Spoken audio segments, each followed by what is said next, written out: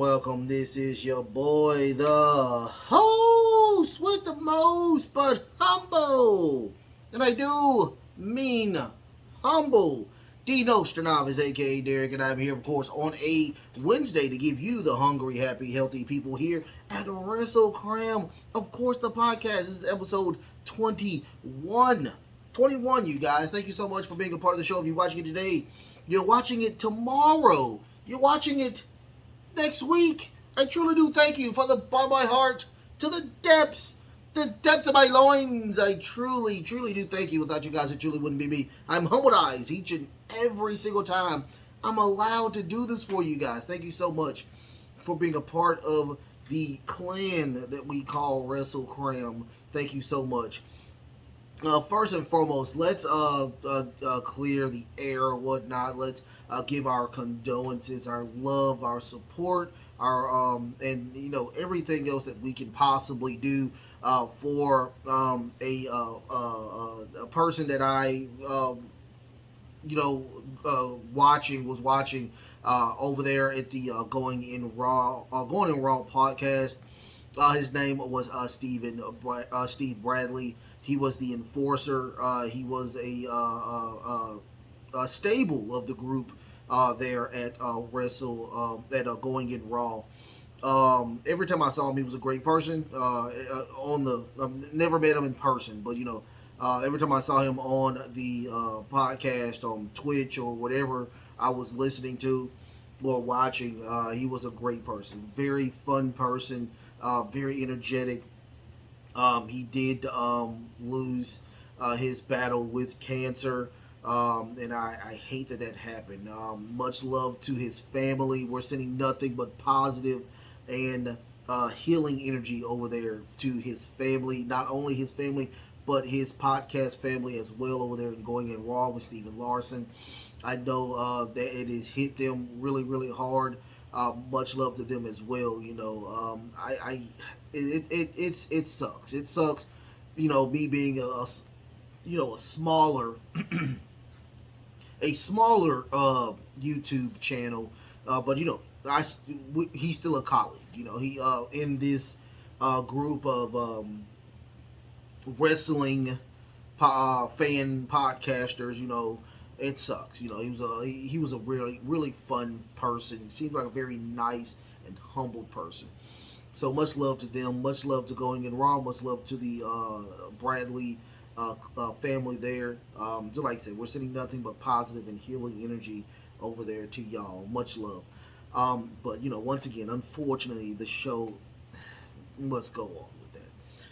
Don't forget. I do have a Facebook group page. It is called Wrestle Cram Super Club. Wrestle Cram Super Club. Go over there. Check that out as well. Also, today is the last day to get your questions in on Ask Wrestle Cram. Don't forget about that as well. Today we're going to talk about, of course, I keep saying of course, but we're going to talk about Roman Reigns and him adding appearances to his part-time schedule and whatnot. We're going to talk about that. Also, we're going to talk about NXT. That was yesterday. I just got done watching NXT. I'm off today, so I had plenty of time to get up, watch NXT, and put my notes in for NXT. We are hell-bent on getting a women's champion there since Indy is now on the main roster. So we do have a real tournament to determine a winner for the NXT women's title. And also, I'm going to dig a little deeper into the tournament and how I am going to praise this tournament. I'm also going to praise NXT as well on what they're doing there. Shawn Michaels is doing a great job over there as the head writer. I think the head booker, he's doing a great job there. But I'm going to praise the NXT women's division in that tournament. Don't forget to like, share, and subscribe. You guys like, share, and subscribe. But let's get on to, of course, another big Roman Reigns WWE appearance seemingly confirmed. This is from WrestleTalk.com. Don't forget to support WrestleTalk. This is WrestleTalk.com. But I love their channel as well. Support WrestleTalk. Go support them. Um, Another big upcoming appearance for the undisputed WWE Universal Champion Roman Reigns looks to have been confirmed. Roman Reigns has not been on TV has since he defeated Cody Rhodes in the main event of WrestleMania 39 over a month ago. But he has locked in for several noticeable dates in the coming weeks and months. To recap, the one we already know about, Reigns is going to be, of course, on the Friday show. That's May 12th episode of SmackDown in Knoxville, Tennessee. And on May the 27th on the Night of Champions in, of course, Saudi Arabia. He has also recently added a WWE advertising. They're advertising him on June 1st in Money in the Bank event in London, England, and is listed for SummerSlam on August the 5th in Detroit. However, now looks to be yet another addition to the schedule. The official Madison Square Garden website has Roman Reigns listed amongst the names between advertising for the SmackDown Live event taping there on July the 7th. I think that's I don't think that's a live show. I think what's a live show, but I think it's like one of those shows that they just come in and the home shows or whatnot, the shows that are not live. The card will or can always subject to change, but given the multitude of it being a TV event, so it is a TV event. I just lied about that. The Madison Square Garden, Reigns being there would make a whole lot of sense, especially with the coming straight off Money in the Bank. The full list of names being advertised does only includes people who were drafted to SmackDown. So it is an update listing to the sense of advertised names are Roman Reigns, Bianca Belair, the Usos, Solo Sikoa, Bobby Lashley, Rey Mysterio, Becky. Is that Becky? No, that's Bailey. I'm sorry. Austin Theory, AJ Styles, Sheamus, and the Street Profits. And last but not least, LA Knight. The Madison Square Garden show is always a huge type of event. Because remember, in the territory days, the big Vince McMahon, the Vince McMahon Sr., his territory was the New York area. So when they go to Madison Square Garden, which is kind of rare now, they are always live. It's always a live event. It's always a live type of huge spectacle when they get to Madison Square Garden. And I mean, behold, that you would want, of course, if it's on a Friday, for the the undisputed Universal Heavyweight Champion Roman Reigns to be there, of course, with the bloodline there as well. On top of this is coming off of course, a pay-per-view premium live event, which would be Money in the Bank. So you have a match at Money in the Bank. You would want to come back and try to. We don't know. I mean, I would think he has a match, of course, at Money in the Bank. But he will, of course, be there after that, of course, with a huge group of people in Madison Square Garden and having a great time, of course, with the fans over there in New York. Of course, I think Vince McMahon will be there as well. Probably at the front of the show talking about, welcome to Monday or Friday Night SmackDown. They did name off pretty much all of the heavy hitters except Edge. I didn't see Edge in that group, but I mean, we'll see. I want to see what they do this Friday for Roman Reigns because once again you have a new world title, but he has both belts. He has the world title and he has the universal title. and he is still called the undisputed WWE Universal Heavyweight Champion. So I don't know how this is gonna work. So hopefully, once again, I did talk about this. Hopefully, they merge those belts together and make just a unified champion or a undisputed champion. Bring the undisputed belt back or refix the belt for a Roman's liking. I mean, a customized universal or undisputed title would be great. I would think that would be fun for SmackDown at Madison Square Garden, announcing that he gets a new belt. A number one contender probably. I mean, something huge has to happen for Roman Reigns to be asked to come to a live taping of a show of this magnitude when it comes to, of course, the Madison Square Garden. So we'll see. I can't wait to see what happens with this situation, or how big we're going to get.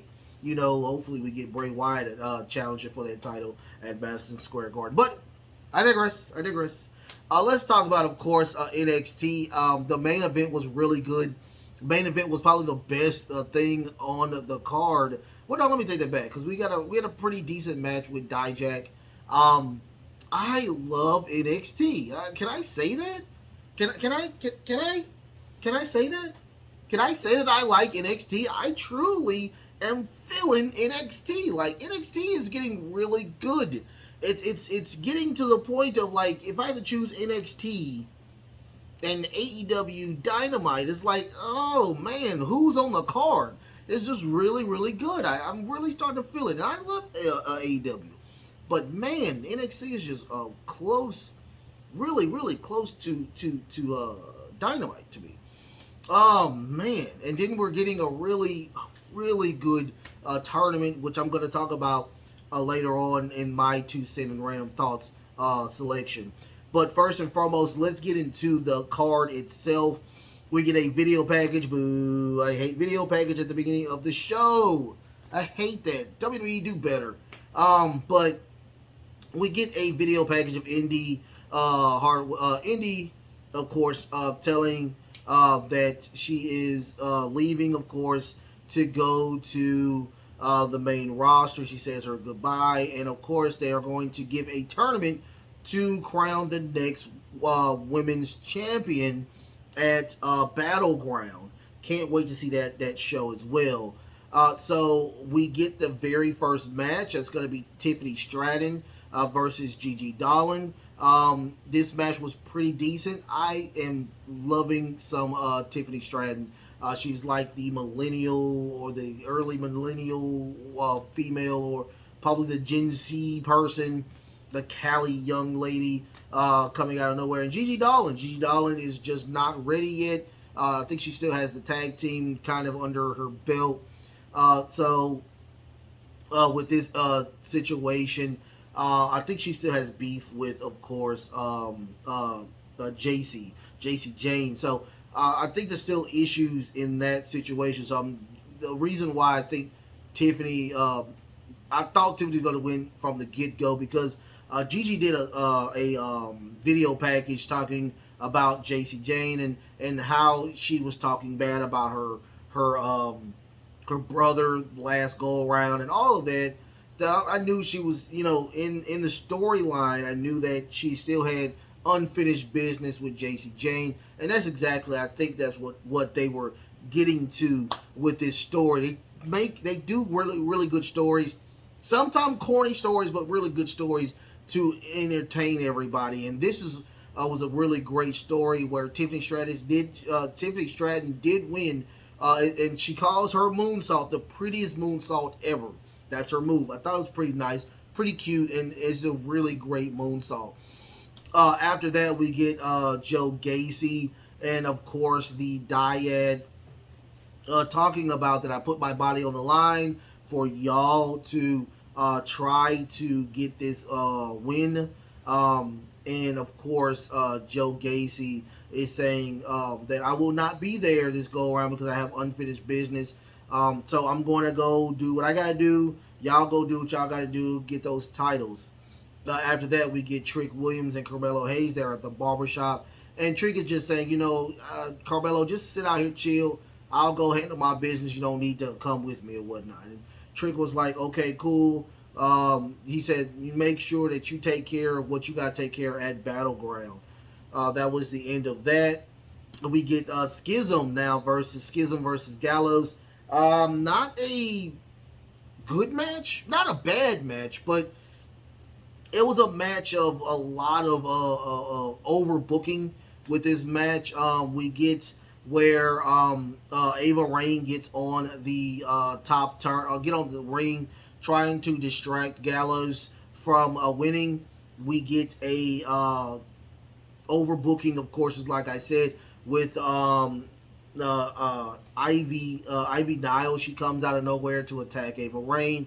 Of course, the Diamond Mine comes out to break them apart, giving Gallows the opportunity to win the match, and that was pretty much the end of that.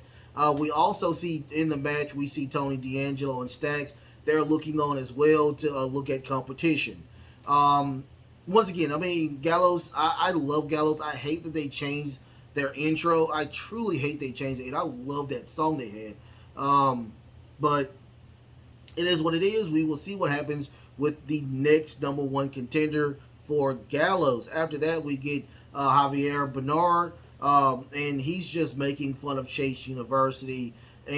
But he is really paying attention to Duke Hudson, where Duke is, sometimes he'll accidentally say Duke University instead of Andre or Chase University. And he's just saying that he's just filling in for the injured Andre. Chase, of course, and Duke, once again, he had it slip out again, Duke University.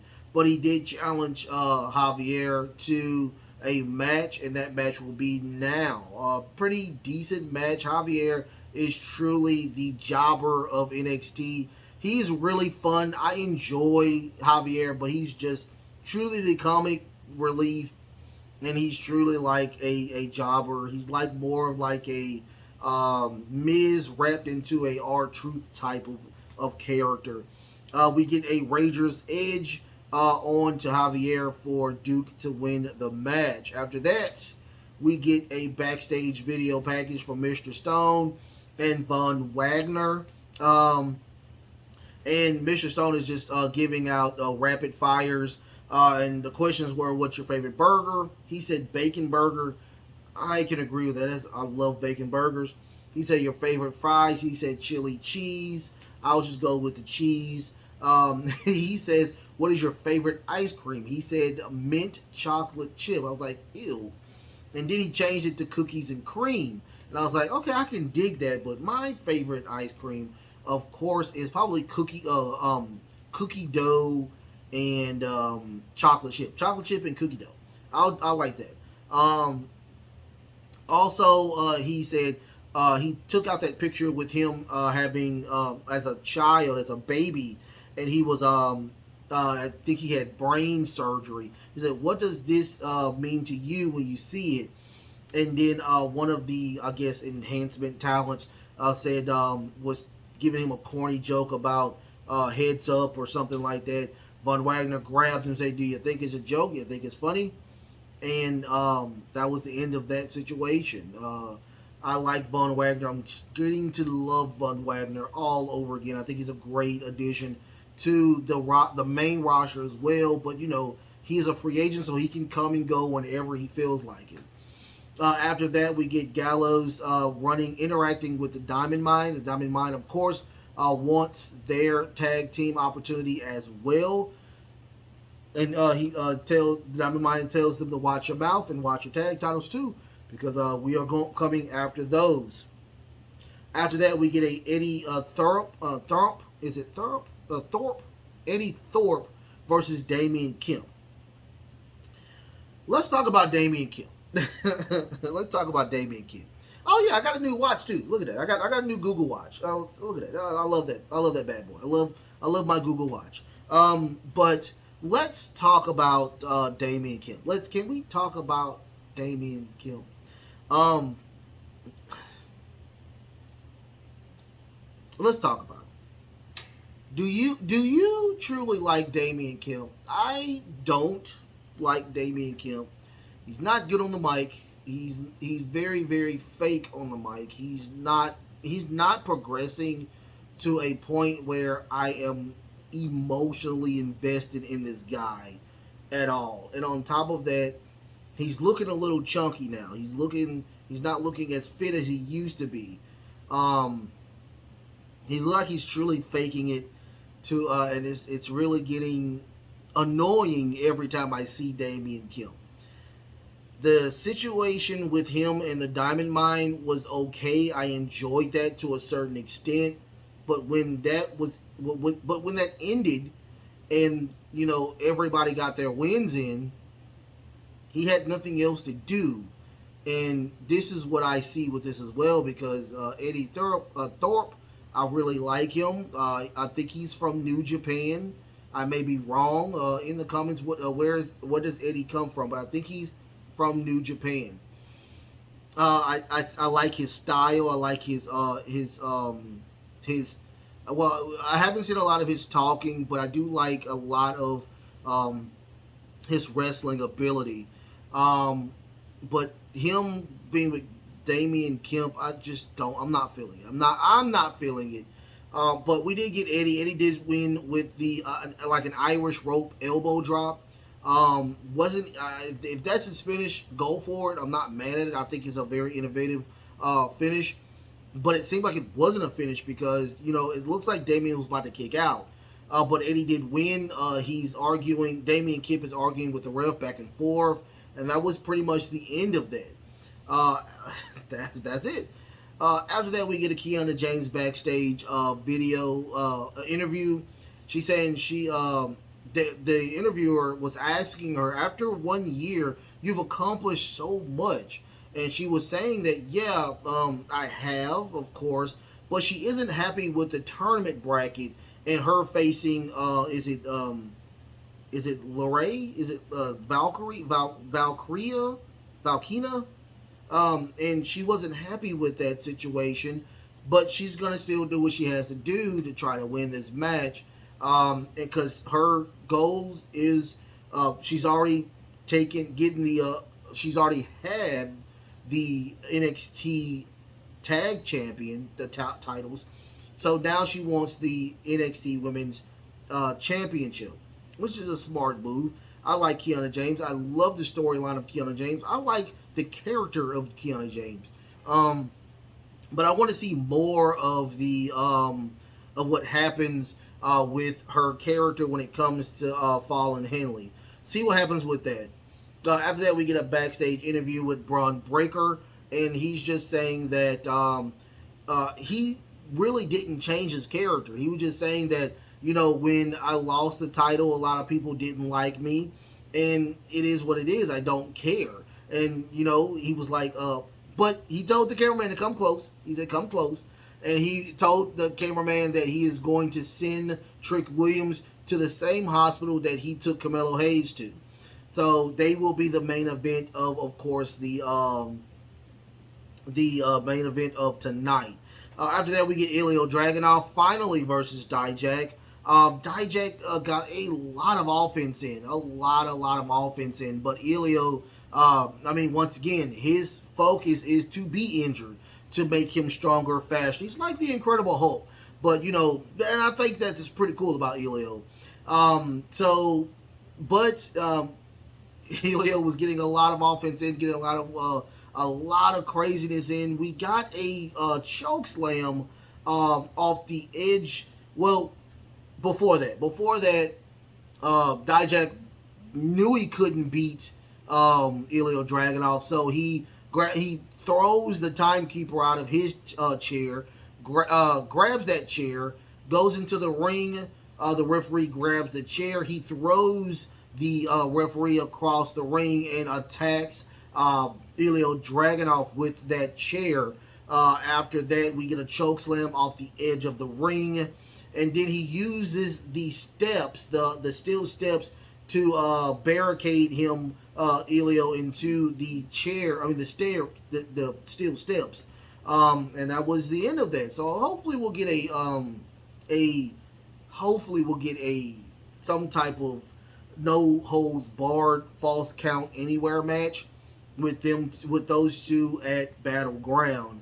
Um, After that, we get Wesley. Wesley is talking to Tyler Bate. Tyler Bate is in heavy meditation, and he's just saying that, since you had my back last week, I'm gonna have your back against Charlie Dempsey, and we'll see what happens with that.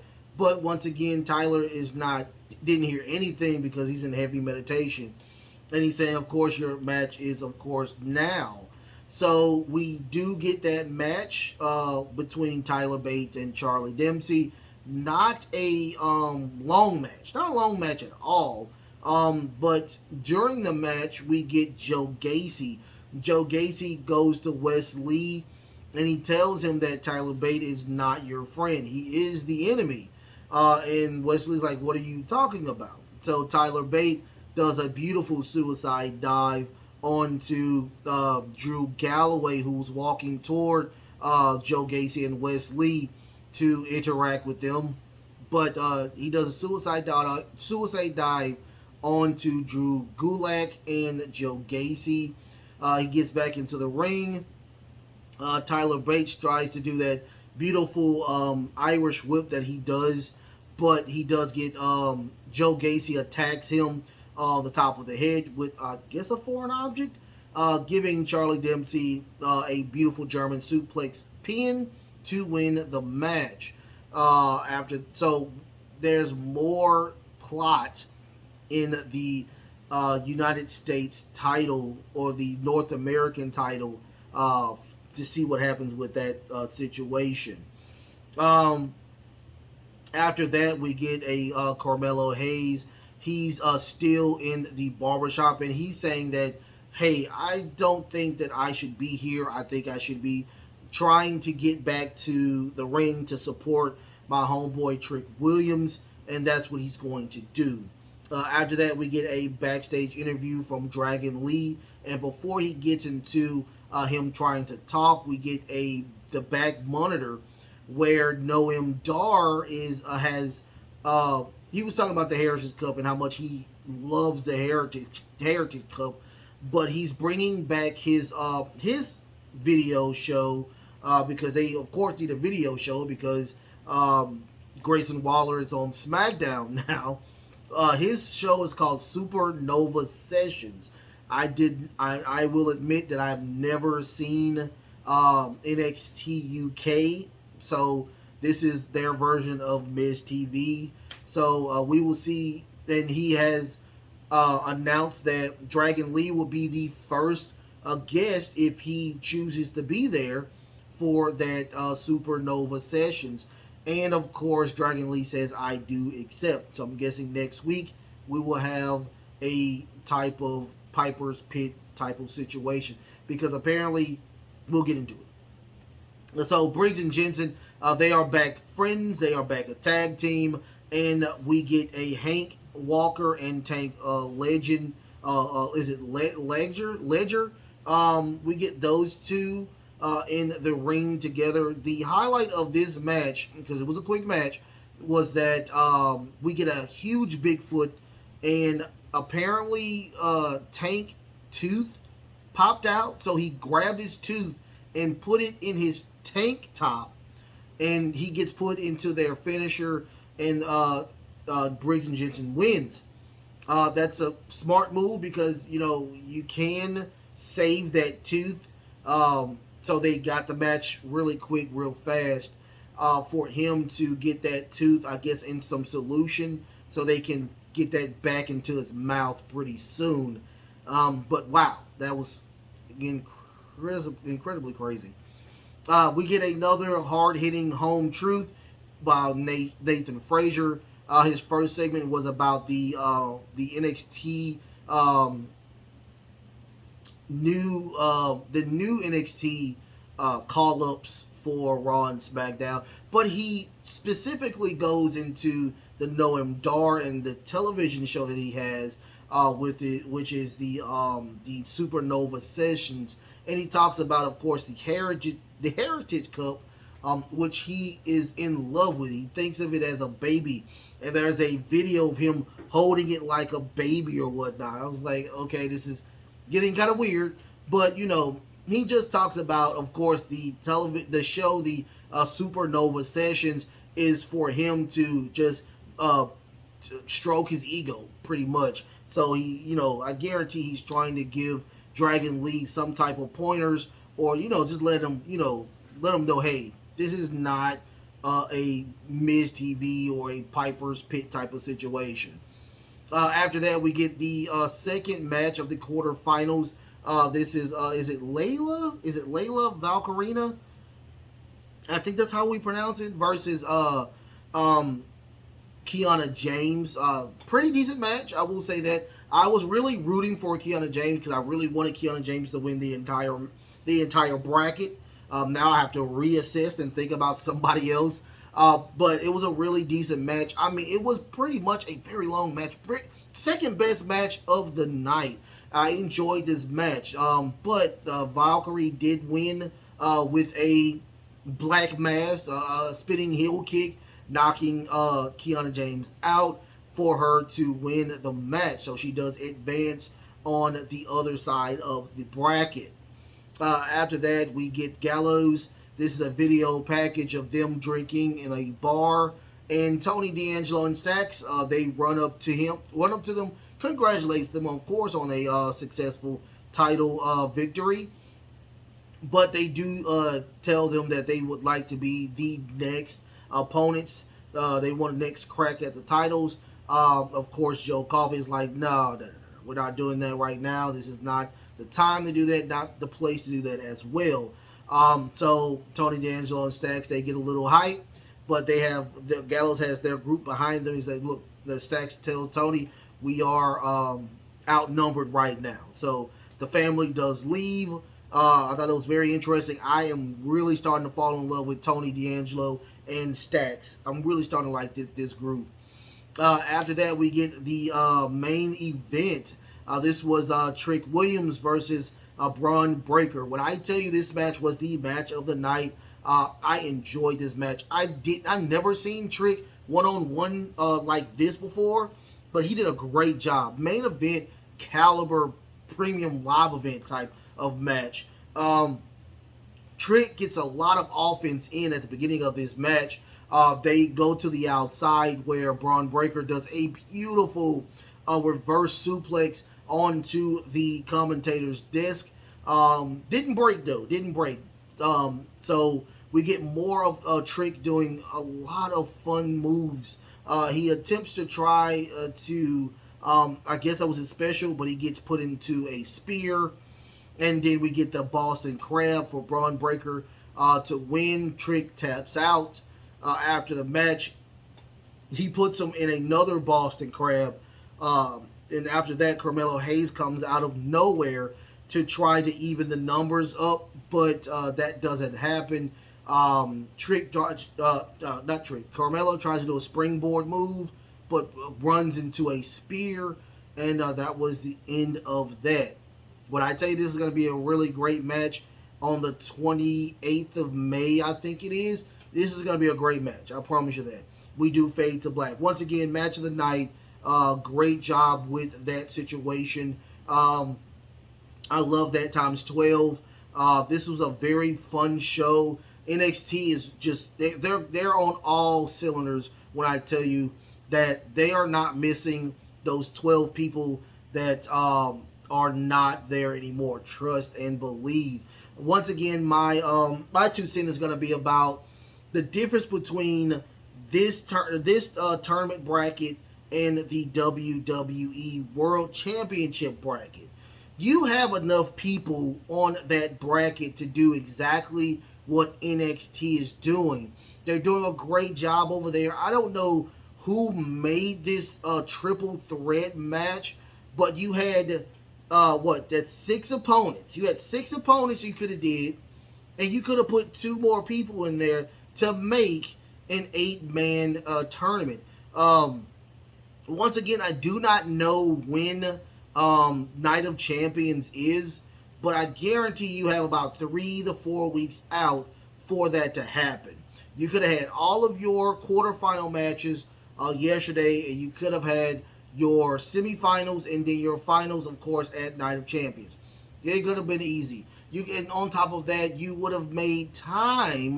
You would have made time on yesterday to have most of those matches on for Monday Night Raw, and you wouldn't have to stretch. You wouldn't have to stretch because a lot of the third hour of Raw is just literally just stretching. You're stretching. You're trying your hardest to do something like this. Now over here on NXT, it's 2 hours. You got 2 hours, and they're doing a great job with those 2 hours that they are given on each and every Tuesday. It's crazy to me. It baffles me. It baffles the mind that we have to go through stuff like this with this situation.